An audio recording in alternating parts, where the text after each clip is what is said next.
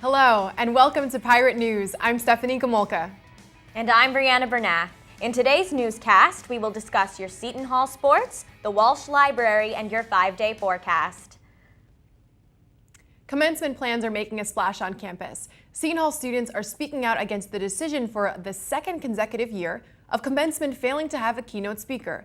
Dr. Joan Guetti, Senior Associate Provost, told the Setonian the focus on students is appropriate and appreciated by those who attend.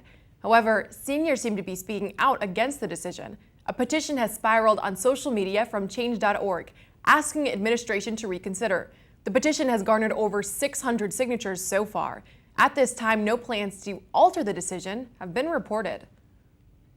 Seton Hall University hosted its annual conference on women and gender on February 12th. More than 260 scholars and advocates gathered for the event, sponsored by the Women and Gender Studies program. The event featured breakout sessions with expert panels and a keynote address by sociologist Rifat Salam. An awards luncheon honored the winners of college and high school essay contests, as well as Seton Hall University's 2016 Women of the Year. Money may be on your mind if you're graduating this spring. Seton Hall students were ranked in the top 10 highest paid after graduation in New Jersey, according to NJ.com. The data was taken from the federal government's data on a national level.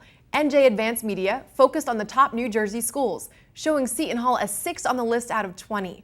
However, critics believe focusing on what majors are making the salaries is still an important component when looking at the data.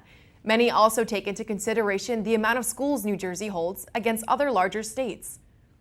Walsh Library has undergone a number of changes within the last few years to keep pace with 21st century learning and to provide space that better facilitates study, writing, research, collaboration, and conversation. Interior renovations have focused on color, furniture, technology, and the use of visual cues to make the space more inviting. The library was painted with bolder colors, blue and yellow, to enliven the space and to help with wayfinding. Among other recent changes is the Graduate Student Lounge, which runs from 4:30 to 7:30, Monday through Thursday during the fall and spring semesters. And now we'll head over to Tim Best with your Seton Hall sports. Tim? Thanks, Stephanie. Hey there, Pirate Nation. This is Tim Best here with the latest in the world of Seton Hall sports. The men's basketball team survived a scare at Madison Square Garden on Sunday, escaping with a narrow 62-61 victory over St. John's after blowing a 14-point halftime lead. Desi Rodriguez led the Hall with a game-high 24 points on 8 of 10 shooting and went a perfect 4 for 4 from behind the arc. In the second half, they had to overcome losing Rashid Anthony, Angel Delgado, and Ishmael Sanogo due to fouling out, and a 3-point deficit in the game's final minute to come away with their 9th Big East win of the season. The Pirates will be back at home on Thursday when they host Chris Dunn and the Providence Friars. Tip-off is set for 7 p.m. at The Rock. The women's team also had a successful weekend, picking up a pair of crucial road wins over Butler and Xavier, both by the final of 72-67. Sunday's win also marked the program's third straight 20-win season. The Pirates, who are now in a 3-way tie for second place in the Big East standings, will end their regular season campaign with a 2-game homestand this weekend, which will start on Friday at 7 p.m. when they host the Creighton Blue Jays. Finally, a lot of action on the diamond over the weekend. The baseball team began their 2016 campaign by splitting a 4-game series with number 15 Missouri in Fort Myers, Florida. Cullen Dana and Zach Prendergast were the winning pitchers in the team's victories, while infielder Mike Caputo hit his first career home run in the second game of Saturday's doubleheader. Meanwhile, the softball team compiled a 4-1 record at the Kickin' Chicken Classic in South Carolina, where their only setback coming in a 4-2 loss to Towson in their first game of the tournament. That's a wrap for your Seton Hall Sports Update. I'm Tim Best. Now back over to Brianna and Stephanie with more of the news you need to know. On Thursday, March 10th, the Slavic Club will host a talk, Edge of Chaos, Hitler and the Danzig Crisis, by Seton Hall senior history major and Slavic Club officer Daniel Kelly. Kelly will present his senior thesis statement on the diplomatic relation between world powers in the days before the invasion of Poland in 1939. A Q&A session will follow the presentation. Everyone is welcome. Polish food and other Slavic treats will be served. Chemistry is the center of everything, even on campus. The Rose Mercadante seminar series, named after a McQuaid Medal of Honor honoree, gives students the opportunity to hear the latest groundbreaking chemistry research on and off campus. Mercadante worked closely as a mentor to many students, as departmental secretary, and has served the community beyond measure. The series is aptly named after her, as it connects students across majors. Attendance is required for chemistry graduate students, but it is open to students of any major. The series is held each Tuesday with specific times held on the SHU events calendar. Previous speakers this year range from Rutgers, Princeton University, and SHU's own graduate students.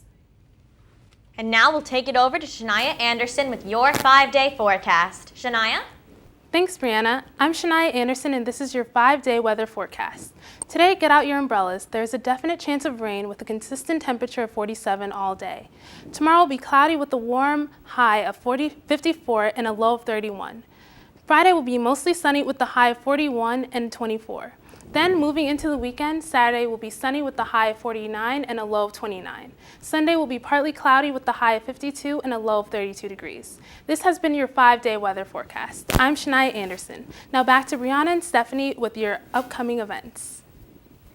Professor Paula Frances will be speaking on the power of empathy in the classroom today, February 24th from 3:30 to 5 p.m. in the Faculty Lounge. Professor Frances is the Peter W. Rodino Professor of Law. She is one of the country's leading experts in property law as well as government ethics. Most recently, she served as Distinguished Teaching and Learning Professor at the University of Denver Sturm College of Law. This event is sponsored by the Center for Faculty Development. Light refreshments will be served.